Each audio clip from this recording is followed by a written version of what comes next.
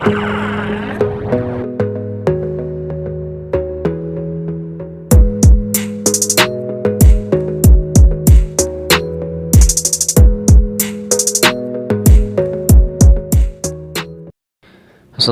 warahmatullahi wabarakatuh. Innal hamdalillah wa syukurillah wassalatu wassalamu ala Rasulillah sayyidina wa maulana Muhammad bin Abdillah wa ala alihi wa ashabihi wa man walah wa la haula wa la quwwata illa billah. Maba'dah, kembali lagi bersama Kimil Sarungan Official.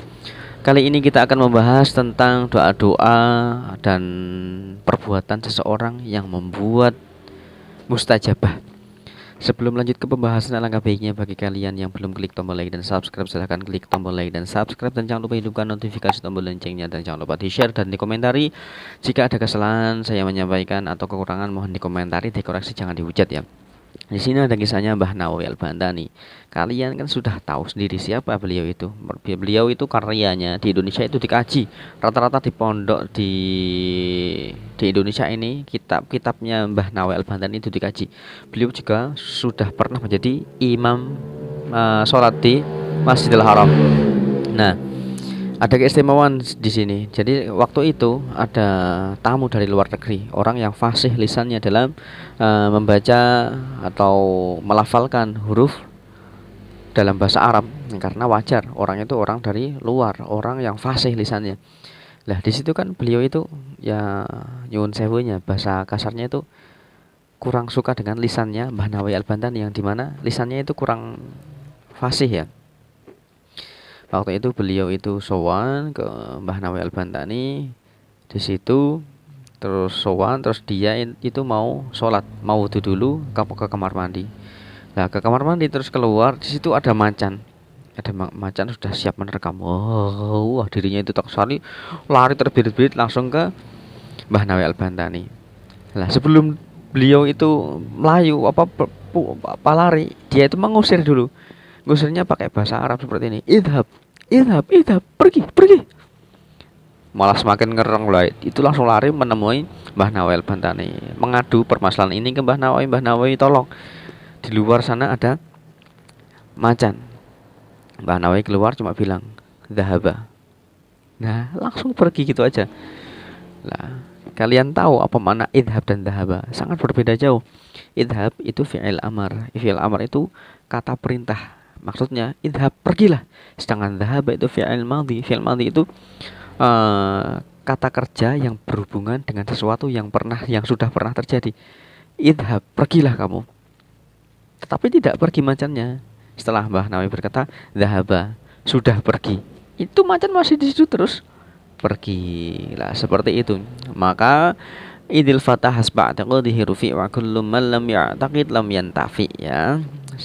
Walaupun kita itu fasih lisannya dalam mengucapkan lafal-lafal Arab, walaupun kita itu pintar bahasa Arab, tetapi kalau hati kita itu enggak beriktikad, maka tidak akan berhasil. Kita tidak akan bisa. Pernah juga ada kisahnya.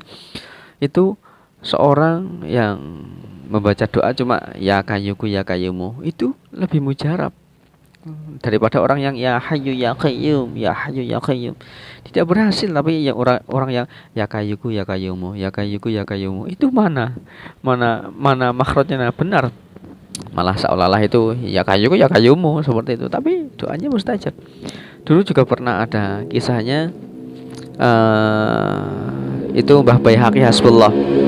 Mbah Baihaqi Hasbullah itu ya orang Majdub yang ada di Kebumen. Beliau itu pernah ya suatu ketika itu ada orang yang mengadu permasalahan ke beliau. Sebelumnya itu kan dia itu punya masalah.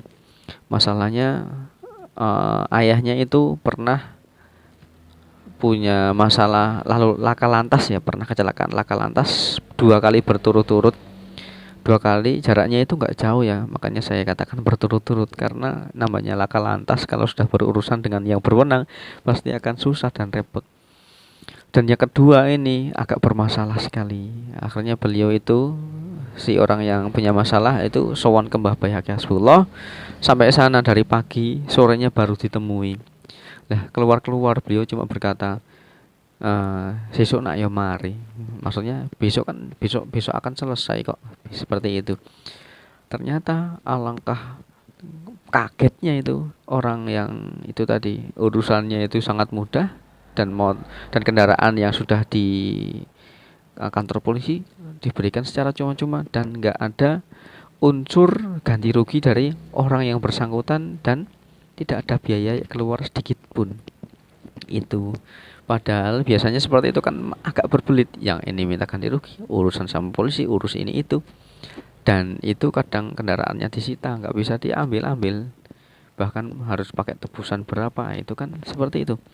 Dan itu berkahnya Mbah Baihaq ya sebellah, cuma dikatain sesuk nak yo mari seperti itu, padahal itu kan bukan sebuah doa ya, tetapi kalau mengingat setiap kata-kata itu adalah doa ya, mungkin saja itu bisa terjadi karena orang itu mengucapkan dengan tulus sesuk nak yo mari, tetapi pakai hati yang sangat dalam, sangat yakin bahwasanya besok akan mari, akhirnya mari juga. Juga ini ada juga kisahnya cucunya Mbah Khalil Bangkalan, namanya Pak Kiai Khalilur Rahman. Beliau itu merupakan orang yang nyeleneh juga, nyeleneh dan suka pokoknya suka nyeleneh sekali.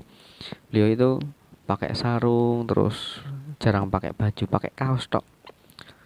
Ya, pekerjaannya itu cuma ya kesana kemari ya, kayak orang yang kurang lah. Tapi beliau itu merupakan cucunya Mbah Khalil Bangkalan. Nah, waktu itu ada seseorang yang minta doa supaya sapinya ketemu karena sapinya itu hilang. Sampai sana cuma dikasih pil, ini tak kasih pil mencret, nanti diminum ya. Lucu ya, lagi mumet-mumet, lagi pusing-pusing, bingung-bingung, minta doa supaya sapinya kembali, masa dikasih pil mencret lah, sambil rasanya gitu, dimakan aja itu pil. Nah, sampainya di jalan itu kebelet BAB, langsung dia mencari sungai yang terdekat, sampai situ buang air besar. Tak lama kemudian ada suara sapi mu gitu. Setelah ditengoknya, iyalah itu sapinya ketemu juga. Dan pernah suatu ketika kisahnya Mbah Khalil Bangkalan itu kan para petani saat itu setiap panen pasti timunnya itu sering habis, sering diambil maling. Ya, akhirnya para petani itu berbondong-bondong sowan kepada Mbah Khalil Bangkalan minta doa. Waktu itu Mbah Khalil Bangkalan itu sedang mengajar para santrinya jurumiyah ya. Waktu itu sedang membahas tentang lafal qoma zaidun. Artinya qoma zaidun itu adalah Zaid sudah berdiri. Qoma zaidun, qoma fi'lun madin mabniyun ala fathin zahirin fi akhirih. Zaidun fa'iluhu marfu'un wa alamatu rafi'ihi dhammatun zahiratun li'annahu ismul mufrad gitu ya. Kalau salah di komentar ya, saya sudah lama sekali tidak pernah membahas tentang i'rab seperti ini ya. Jadi kali ini setelah itu petani itu pada pulang. Sebelum pulang petaninya itu bingung, Mbah Kiai doanya apa? Yaitu apa koma zaitun udah. Mereka pelongo-pelongo ya udah, mereka pada pulang.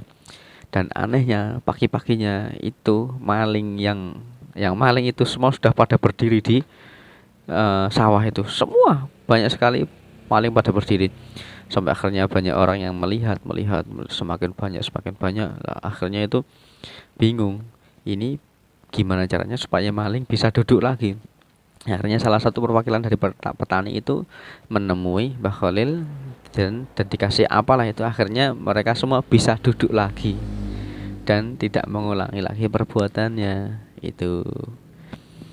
Dan Mbah Khalil itu keistimewaannya banyak sekali loh ya. Waktu itu ada seorang yang sedang stroke dan tidak sembuh-sembuh, stroke nggak sembuh-sembuh. Lah dia itu dari Jakarta sampai ke Madura cuma mau minta supaya bisa berjalan lagi, bisa sembuh. Lah belum sampai rumahnya, jaraknya masih agak jauh beberapa meter. Sudah kelihatan pintunya, Mbah Khalil langsung keluar. Mana orangnya? Bawa parang. Lah gimana nggak takut? Itu yang stroke langsung lari, terbirit-birit. Padahal tadinya didorong pakai kursi roda, langsung lari terbirit-birit. Dan akhirnya beliau itu sering ke makamnya Mbah Khalil mendoakan beliau setelah Mbah Khalil itu meninggal dunia. Nah, itulah merupakan secuplik sedikit-sedikit kisah seorang yang hatinya itu sangat beriktikad kepada Allah, bahwasanya doa yang memakai bahasa Arab itu belum tentu mustajab, tetapi doa yang memakai hati yang tulus walaupun kata-katanya itu keliru itu lebih mujarab ya, lebih mujarab daripada doa orang yang memakai bahasa Arab yang fasih tetapi hatinya itu kemana-mana.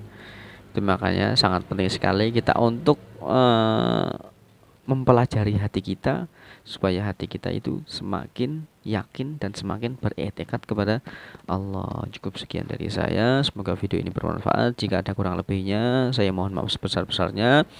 Billahi taufiq wal hidayah. Wassalamualaikum warahmatullahi wabarakatuh.